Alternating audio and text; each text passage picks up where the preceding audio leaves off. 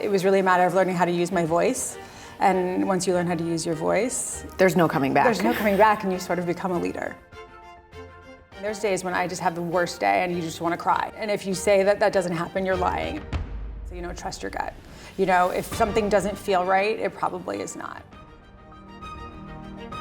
When you are yourself and you're not trying to be like everybody else or what's been done before is when it starts to really work. What have you built and what inspired you to build it? I feel like I've built a accessible luxury jewelry brand that isn't scary for women. And I've built it painstakingly over the last 12 years. Talk to me about your leadership. Do you think you were a born leader or did you have to learn to become one? Does bossy mean leadership? I think in a way I always was, not realizing it. I think I've always had an opinion. Yeah. And I think it was really a matter of learning how to use my voice. And once you learn how to use your voice, there's no coming back. There's no coming back, and you sort of become a leader. Who was the first woman you looked up to, and why did you want to be like her? I would say it's my grandmother on my mother's side and my mother. They were both working women. My grandmother, more in particular, she created multiple companies at a young age. One was a jewelry brand, and she was very nimble, and she always worked. And I remember being a kid, visiting her and her taking me with her, and she was always dressed perfectly, but still being a grandmother, still being a mother, and still running her career and her businesses. Have you adopted any of her designs into your collection or no? No, it's so funny. And my grandfather on my father's side was a silversmith and a polo player, which is so interesting. And I used to watch him when I was a kid make all kinds of jewelry. My father always made sure he had a workshop wherever we lived, and I would watch him do it. So I really innately had it in me. It's in your genes, it's in I didn't your blood. realize it until long after I'd started my company. What is the greatest risk you've ever taken? I'm sure there's a litany of them. Well, I would say more importantly, starting a new company after having a newborn child, that was not an easy task. And it was my second career. I had a full career being a stylist before I became a jewelry designer. And I think taking that leap of faith and doing it and not being afraid. So this is a hard one. When have you broken down personally or professionally, and how did you break through? I think breaking down, I think there's just different ways of breaking down. I think that I've had things that haven't gone my way that I wish I had handled differently in my career. I wouldn't say that I've broken down at any point, but I definitely feel that there's things that I could have handled better. And I've learned from those mistakes. And that's the most important thing, that every mistake that I feel like I've made with this company, I've really learned an amazing, valuable lesson from it. But I wouldn't have known had I not taken the risk to begin with. And any personal breakdowns, can you think of a moment in your personal life that was really seminal in impacting the trajectory of your business and where it would go? That happens all the time. There's days when I just have the worst day and you just want to cry. That happens. And if you say that that doesn't happen, you're lying. There's days that, you're afraid of something, or you don't want to do something, or as a parent you maybe didn't handle something the right way and you wish you had differently. Those are all things that I've learned going through this. It's been really hard. Luckily now I have my husband Kevin working with me, so that's great support. But there's daily, every day if something goes wrong, or something isn't perfect. So do you let yourself have that cry moment? Do you do it out in the open? Do you close the door and curl up alone? If you talk to Kevin, my husband, no, there's nights when, I haven't really done it in a while, but I feel like, when we really were going through massive changes here of, going from a small company to a middle-sized company, those are really hard times, for anybody that's gotten to that, really building the infrastructure of your company and learning how to do things differently, because maybe the way we built it the first few years was not the best way, and, having to learn and shift from that. Those have been really hard times, but you just work through it, and you learn a really great lesson every time you go through something horrible or something that feels just not perfect. Unmanageable, yeah. So you've up-leveled multiple times, the growing pains you were just talking about. Right. How do you know when it's time to leave someone or something, when it's no longer serving you? I mean, I always say, and this is such a cliche, but I always say, trust your gut. If something doesn't feel right, it probably is not. I've had things that I've stuck to too long, people, ideas, things that I felt really strongly about that I had to hold on to that I should have let go a long time ago.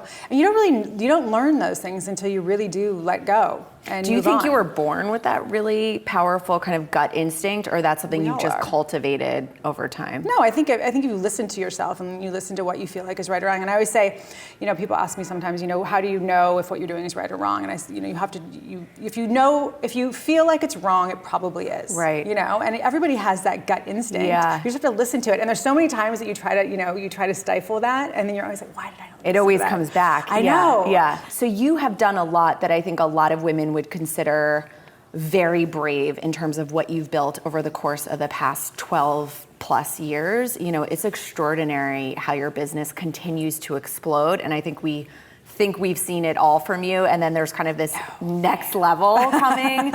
And I know you're also interested in branching out in new and different ways potentially too. I'd seen something on food maybe being of interest, some of these other kind of areas of extension, kind of melding food and fashion. How do you think about bravery? Like, when was your bravest moment, and how do you cultivate being brave?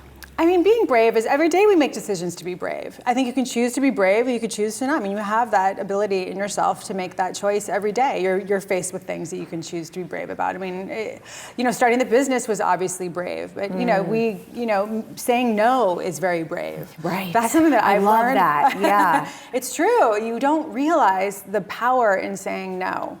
You think that when you start a company and you're an entrepreneur, especially a female entrepreneur, right, that you are given, these opportunities come only once. And yeah, some of them do.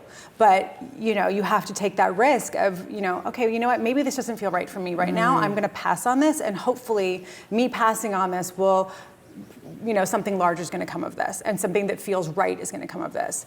That has been something that has been, pretty powerful for us, is sort of listening to that and learning how to say no. So that's really interesting. So that's a muscle, and I know a lot of women have a really hard time just given wanting to people please and not wanting to say no. Exactly. And that feels really icky and awful for a period of time where you start saying no to stuff. Was that a hard period for you, or did you kind of just move through it? It's a weird thing, I think, as females, you want to please everybody, and you're taught to please people. And I think that pleasing yourself is the best thing that you can do, and making sure that you're doing everything that's right for you. And in turn, that's going to be better for everybody else around you. It is hard to do that. And I feel like more people need to learn how to do that. Yeah. And once you take that risk and that leap of faith in yourself, that you can really, what I'm doing is my idea. That's not going to be your idea or her idea, but it's mine. Mm-hmm. And you have to own that, and you have to own with those decisions that you make, and your idea and your business are your own, and everybody's going to have a different answer and a different way to do it. That's right. And we can all coexist in a very happy place, but we're all going to be doing something completely different in our own way. So knowing what you know now, would you do it again? Oh, absolutely. Are you kidding me? Yeah, I mean, obviously I would do things differently, but it's been amazing. I wouldn't take this back. I mean, this is my life. This is now the livelihood of my family. Yeah. It's a family business now. And it gets more fun as we start to grow, because the challenges are a little bit harder. And it's sort of like foreign territory for us, because I've never built a business this large before. So, and we're all, it's an entrepreneurial small company. So it's really exciting to see what's happening. And, if you do work very hard, because it's a daily struggle of making sure that, we're doing things right for us, to keep that going. It's really fun. Did you know it was going to be as difficult as it is? I think I had an idea that it was going to be difficult, but I think that I thought it was going to be different. When I started the company, I had an idea of what fashion was and who I thought I needed to be. And the most empowering thing has been that that's completely not what's true. It's the polar opposite of that, and that when you are yourself and you're not trying to be like everybody else or what's been done before, is when it starts to really work. And who do you lean on as you've gone through these growth spurts? Do you have kind of a tribe of other business owner friends? Are they friends from growing up? Did you have to get a new crew? Well, we did. We had a turnover here almost 2 years now of my team, which was really hard, but it was a really great learning experience because I know now that I couldn't get to the level that I'm at now had I stuck to my old ways and the old ways we used to do things. It's really about evolution and learning that it's not right or wrong, it's not good or bad. It's a matter of learning from your mistakes and learning that in order to evolve, you have to change. And every day it's my team that I lean on because they're amazing, and I could not be here doing this right now if it wasn't for everybody that works here. But it's also my family. It's my good girlfriends that have nothing to do with fashion, that are, or what I do, that are really my huge supports outside of this. There's, and I found it's really nice to talk and learn from people that are actually outside of what we do, because the skill sets are so different, and those types of people that are mentors, in building a board for the company and learning, about other businesses and how other businesses are built is really what is really beneficial for us. Fueling some of that success. Yeah, absolutely. Yeah. So what do you see yourself building next? Well, I mean, listen, it's always going to be jewelry. What can you tell us? It's always going to be jewelry. Yeah. I love it. I mean, this is always a component. This is my heart. This is my love. This is how it started. Women are going to always have babies, start families, men too. And it's a matter of, personalizing your life on a chain in your wrist anywhere. That is really at the core of our company, and making sure that it's something that no one else has. That's really what it is, which is why I started the business. And, from that, it's just been natural progression of, I love food. I love to eat. When I was a kid, I went to cooking class after school when I was in 6th grade, and I was like, my mom never wanted to pick me up from school. But it was like the just best keep skill. doing activities. It was the best skill ever. I learned how to cook. Obviously we now make our salt. So that is going into, lifestyle food world. I'd like to do something that hasn't been done before. There's other companies that have been around that are, larger heritage brands that I look up to, that I think that we could be the next generation of, which is fun. But we have to see. Yep, love it, love it, love it, love it.